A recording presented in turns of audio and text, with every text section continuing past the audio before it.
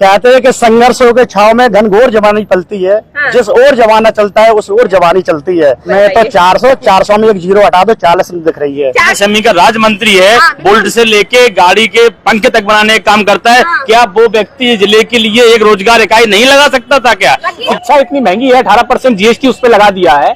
अगर किसी ड्राइवर के अगर 2 बच्चे हैं, अगर वो 8-9 हजार रुपए में अगर अपने बच्चों को क्या अच्छी शिक्षा दे सकता है? सरकार ये 80 करोड़ लोगों को दे रही है अनाज। अगर सरकार देश में अगर शिक्षा फ्री कर देगी ना, तो हमें कोई चीज फ्री लेने की आवश्यकता नहीं पड़ेगी। जैसे गाड़ी है, जिस गाड़ी से आप आए हैं, अगर उसमें आप चाबी लगाएंगे, उसमें अगर डीजल नहीं हुआ, क्या आप यहाँ तक आ सकते थे? नहीं आ सकते। अगर सिर्फ मैं किसी चीज की खंडन नहीं कर रहा हूँ, अगर मैं मंदिर में अगरबत्ती लगाऊं और मेरा अगर पेट भर जाए, तो मैं मजदूरी क्यों करूं? मैं कोई अपना रोजगार क्यों करूं? मंदिर में अगरबत्ती लगाने से हमारा पेट नहीं भरेगा, ये चीज जनता को सोचनी चाहिए। तो आपका शोषण हो रहा है। आप मंत्री जी के ड्राइवर हैं, आप 250 रुपए का मोबाइल लिए हैं, फिर भी आप बेरोजगार है, फिर भी आप रोजगार नहीं मांग रहे हैं मंत्री जी से। भारतवासियों की मूलभूत कमियां क्या रही हैं? हाँ, बिल्कुल। यहाँ आप किराए पर जाइए मकान लेने, तो मकान मालिक के पूछता है शादी विवाह हुआ, बीवी है कि नहीं है। तो हम लोगों का दोष ये रहा है कि बिना बीवी बच्चों वाले को हमने तो देश थमा दिया। यहाँ लोग कमरा किराए पर नहीं देते, हम लोग तो देश थमा दिए। तो इसका भुक्तभोगी तो हम लोगों को होना ही है। जिसके पास बीवी बच्चे नहीं, वो कौन सा दर्द जाने। अभी सुनिए, अभी कोविशील्ड इन्होंने लगवाया 80 करोड़ लोगों को, हर जगह इनकी फोटो आ जा रही थी।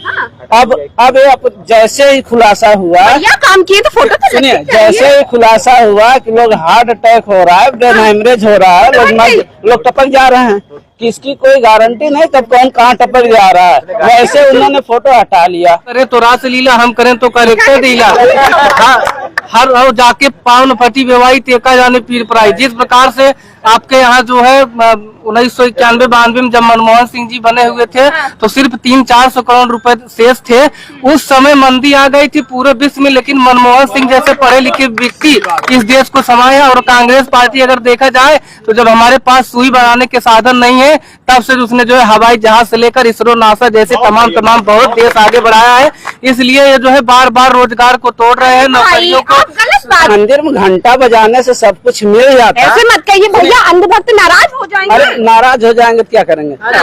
सुनिए, अगर मंदिर में घंटा बजाने से सारी चीजें मिल जाती है। हमारे पास है बेरोजगार आदमी है, कुछ नहीं है हम लोगों के पास। रोजगार के पीछे पड़े हम तो। आप मैं अपने माननीय प्रधानमंत्री जी को सलाह दूंगा।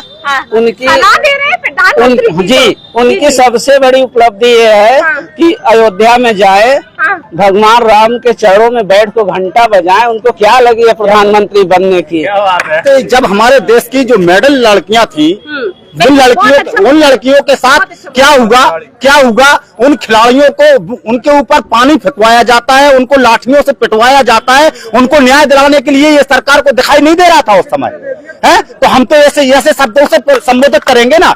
जब किसान हमारा वहाँ दिल्ली में ऐसे उसके ऊपर लाठियां और ऐसे बम पटकवाए जा रहे थे, गोलियां चलवाई जा रही थी, जिन किसानों ने, जो अन्नदाता है, जिनके पीछे चाहे डीएम, मुख्यमंत्री, एसपी, पीएम, सीएम, कोई भी बिना अन्न के कोई जिंदा रह सकता है? अगर सब कुछ मंदिर से मिल जाता तो योगी जी गोरखपुर का मठ छोड़ के सब वहाँ पार्लियामेंट में क्यों जाते? चलिए, अच्छा एक सवाल योगी जी, अभी हमारे सीएम आपके खत्म होने के पहले संविधान के ऊपर जो बात हुई बिल्कुल जी, मैं उसके बारे में 2 लाइनें जरूर बोलूंगा। ये सरकार कहती है हम 400 पार हमें करा दो, हम संविधान को खत्म कर देंगे। जिस संविधान के वजह से नरेंद्र मोदी देश के प्रधानमंत्री बने, मैं उस संविधान के लिए कुछ 4 लाइनें कहना चाहता हूँ। भीम ने हमें बलवान बना डाला, हटा ना सके ऐसी चट्टान बना डाला। अरे मेरे बाबा भीम के संविधान का करिश्मा तो देखो, एक चाय बेचने वाले को देश का प्रधानमंत्री बना डाला। ये संविधान की खूबसूरती देखो आप, कि चाहे कोई छोटा व्यक्ति हो या बड़ा हो, अगर उसमें योग्यता है तो वो देश के प्रधान से लेकर प्रधानमंत्री, राष्ट्रपति तक बन सकता है। और ये देश की सरकार जो मनवादी सरकार है, मैं आपके चैनल के माध्यम से बोलना चाहता हूँ, ये देश की मनवादी सरकार है, ये इसी संविधान को खत्म करना चाहती है।